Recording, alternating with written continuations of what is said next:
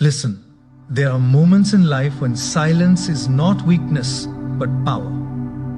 There are times when words would only betray you, expose your wounds, or hand over your strength to someone who does not deserve it.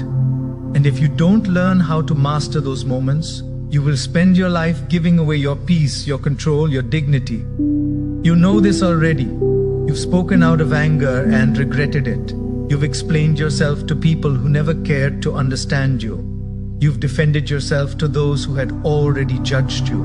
And every time you did, you felt smaller, emptier, weaker.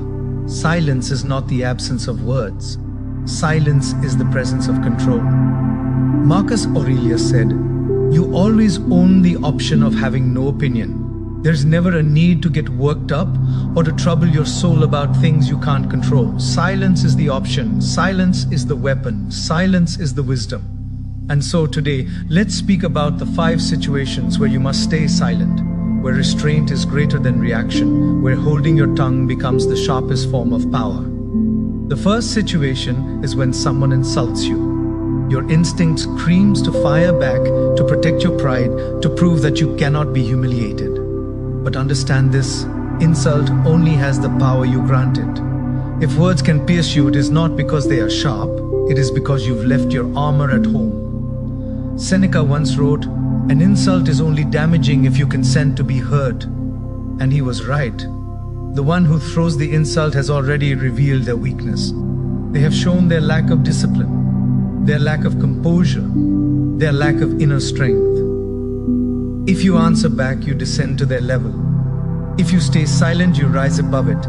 Let them bark, you stay calm. Let them swing, you stay still. Because silence here is not defeat, it is dominance. The second situation is when anger grips you. Anger blinds people. It makes them say words they cannot take back, break things they cannot rebuild, and lose battles they could have won simply by waiting. How many friendships have you destroyed because of words spoken in rage? How many relationships collapsed because the storm inside leaked through your mouth? Epictetus said, "Any person capable of angering you becomes your master." When you speak in anger, you surrender your mastery. You become a slave to the moment. So in anger, do not speak. Stay silent. Breathe. Let the fire burn itself out before it burns down your life. The one who can sit inside their anger and let it pass without a word is the one who cannot be broken. The third situation is when explaining yourself to people who will never understand you. You've tried it before. You've sat across from people who had already judged you, who had already decided what you are. And you tried to explain, you pleaded, you clarified. You repeated yourself again and again, hoping they would finally see. But they never did because they never wanted to. Silence here is freedom. You don't owe explanations to those who cannot see beyond their own blindness. Marcus Aurelius said, "Waste no more time arguing about what a good person should be. Be one." You don't prove yourself through words. You prove yourself through life, through conduct, through action. Let them believe what they want. Let them talk. Let them paint you as they please. You remain silent because silence here is self-respect. The fourth situation is when gossip surrounds you. It's tempting to join in, to add fuel to the fire, to defend yourself when whispers spread your name in places you cannot reach. But gossip is a storm that feeds on reaction. The less you speak, the quicker it dies. Remember this, most gossip says more about the person spreading it than the one it's about. It reveals their envy, their insecurity, their emptiness. If you react, you give their words weight. If you stay silent, you expose them without saying a thing. Seneca warned, the greatest remedy for anger is delay. And when it comes to gossip, the greatest remedy is silence. Because silence doesn't just protect your peace, it lets the noise destroy itself. The fifth situation is when the moment calls for listening instead of speaking. Most people listen to reply, not to understand. They are already rehearsing their next sentence while you're still speaking. But silence here is a gift to yourself and to others. When you truly listen, when you give space to another person's voice, you gain insight, perspective, knowledge.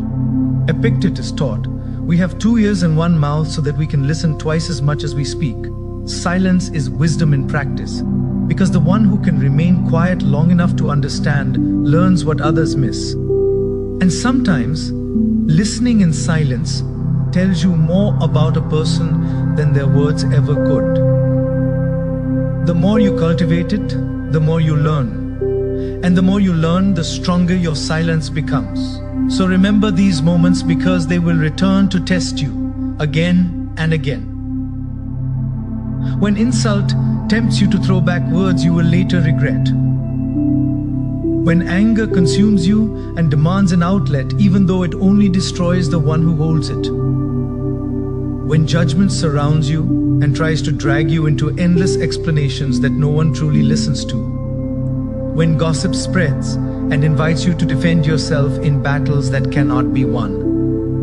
And when the world is speaking so loudly that you forget the power of silence, the wisdom of listening, the strength of restraint. In each of these moments, silence is not weakness. It is not surrender. It is composure, clarity and control. Your silence is your fortress, your discipline, your shield against the chaos of the world. Every word you choose not to speak in anger preserves your energy for something greater. Every argument you refuse to enter keeps your dignity intact. Every rumor you do not chase allows the truth to reveal itself without your interference. And every moment you choose to listen rather than react expands your wisdom, making you stronger in ways words never could. Silence is not emptiness, it is space. Space for thought, for reflection, for the truth to rise on its own. The world is already drowning in noise, in voices desperate to be heard. What it needs are not more words, but deeper ones. Words born from silence, spoken rarely but carrying weight. So let silence become your strength. Protect it and trust it until it shapes you into someone steady, unshaken, and untouchable. If these words reached you, reflect on them in silence. And when you're ready, share your thoughts below. If you want more wisdom like this, subscribe. Not for noise, but for clarity, not for distraction, but for truth. Stay silent when silence is power. Let your life speak louder than anything you could ever say.